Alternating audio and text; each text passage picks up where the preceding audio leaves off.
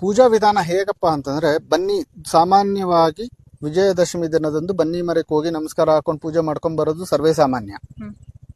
ಆದ್ರೆ ಸೂರ್ಯೋದಯಕ್ಕೆ ಮುಂಚಿತವಾಗಿ ಎದ್ದು ಬನ್ನಿ ಮರದ ಹತ್ರ ಹೋಗಿ ಮಣ್ಣಿನ ದೀಪದಲ್ಲಿ ಎಳ್ಳೆಣ್ಣೆ ಅಥವಾ ಸಾಸಿವೆ ಎಣ್ಣೆ ಹಾಕಿ ಎಣ್ಣೆಯಿಂದ ಬನ್ನಿ ಮರದಲ್ಲಿ ದೀಪಾರಾಧನೆ ಮಾಡೋದ್ರಿಂದ, ದೀಪವನ್ನ ಹಚ್ಚಿ ನಿಮ್ಮ ಸಂಕಲ್ಪವನ್ನ ಅಲ್ಲಿ ಹೇಳ್ಕೊಂಡು ಬರೋದ್ರಿಂದ ಸಾಕ್ಷಾತ್ ಶನಿ ಮಹಾತ್ಮ ನಮ್ಮ ಯಾವುದೇ ಕ್ಷೇತ್ರಗಳಲ್ಲಿ, ನೀವು ಯಾವುದೇ ಕ್ಷೇತ್ರದಲ್ಲಿ ಕೆಲಸ ಮಾಡ್ತೀರಿ, ರೈತರಿಂದ ಹಿಡಿದು ಬಡವರಿಂದ ಹಿಡಿದು ಅಂದ್ರೆ ಕೂಲಿ ಕಾರ್ಮಿಕರಿಂದ ಹಿಡಿದು ಆಗರ್ಭ ಶ್ರೀಮಂತನವರೆಗೂ ಒಂದಲ್ಲ ಒಂದು ಕೆಲಸ ಮಾಡ್ತಿರ್ತಾರೆ. ಅದು ಪೊಲಿಟಿಷಿಯನ್ಸ್ ಇರ್ಬೋದು, ರಾಜಕೀಯ ನಾಯಕರು ಇರ್ಬೋದು, ಯಾರೇ ಇರ್ಬೋದು, ಎಲ್ಲರಿಗೂ ಸಹ ಅವರವರ ಕ್ಷೇತ್ರದಲ್ಲಿ ಉತ್ತಮ ಫಲಗಳನ್ನ ಕೊಡ್ತಕ್ಕಂತ ವ್ಯಕ್ತಿ ಯಾರಪ್ಪ ಅಂದ್ರೆ ಅದು ಶನಿ ಮಹಾತ್ಮ ಮಾತ್ರ. ನೀವು ಈ ದೀಪಾರಾಧನೆ ಮಾಡ್ಬೇಕಾದ್ರೆ ಸಂಕಲ್ಪವನ್ನ ಮಾಡ್ಕೊಂಡು ಮಾಡ್ಬೇಕು. ಸಂಕಲ್ಪ ಅತಿ ಮುಖ್ಯವಾಗಿರ್ಬೇಕು. ನಿಮಗೇನು ಬೇಕು ಅಂದ್ರೆ ಕೀರ್ತಿ ಅಂದ್ರೆ ಕೀರ್ತಿ, ಸ್ಥಾನ ಅಂದ್ರೆ ಪ್ರಮೋಷನ್, ಆತರ ಕೀರ್ತಿ, ಪ್ರತಿಷ್ಠೆ, ಗೌರವ, ಐಶ್ವರ್ಯ, ಧನ ಎಲ್ಲ ಪ್ರತಿಯೊಂದು ನಿಮ್ಮ ಜೀವನದ ಆಗು ಹೋಗುಗಳಿಗೆ ಮೂಲ ಕಾರಣನೇ ಶನಿ ಮಹಾತ್ಮ.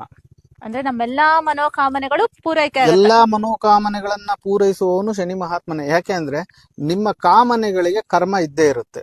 ನೀವು ಒಂದು ಕರ್ಮವನ್ನ ಮಾಡಿದಾಗ ಮಾತ್ರ ಆ ಕಾಮನೆಗಳು ಇದಾಗೋದು. ಅಂದ್ರೆ ನಾವು ಏನನ್ನ ಕೇಳ್ಕೊಳ್ತೀವಿ, ಇವಾಗ ಏನೋ ಒಂದು ಬೇಕು, ನಾನು ಏನೋ ಒಂದು ವಸ್ತು ತಗೋಬೇಕು.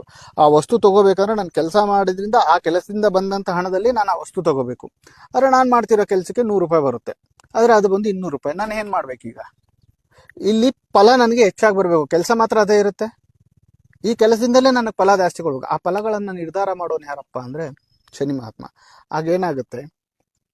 ಅವಾಗೇನಾಗುತ್ತೆ, ನಾವೇನೋ ಮಾಡ್ತಿರ್ತೀವಿ, ಆ ಕೆಲಸದಲ್ಲಿ ಇಲ್ಲ ಇನ್ಸೆಂಟಿವ್ ಬರ್ಬೋದು, ಇಲ್ಲ ಬೋನಸ್ ಬರ್ಬೋದು, ಇಲ್ಲ ತುಂಬಾ ಚೆನ್ನಾಗಿ ಕೆಲಸ ಮಾಡಿದಾರೆ ಅಂತ ಹೇಳ್ಬಿಟ್ಟು ಇನ್ಕ್ರಿಮೆಂಟ್ ಕೊಡ್ಬೋದು. ಯಾವುದೋ ಒಂದು ರೀತಿಯಲ್ಲಿ ಹಣ ಬಂದು ಆ ವಸ್ತುನ ನಾನು ತಗೊಳ್ತೀನಿ.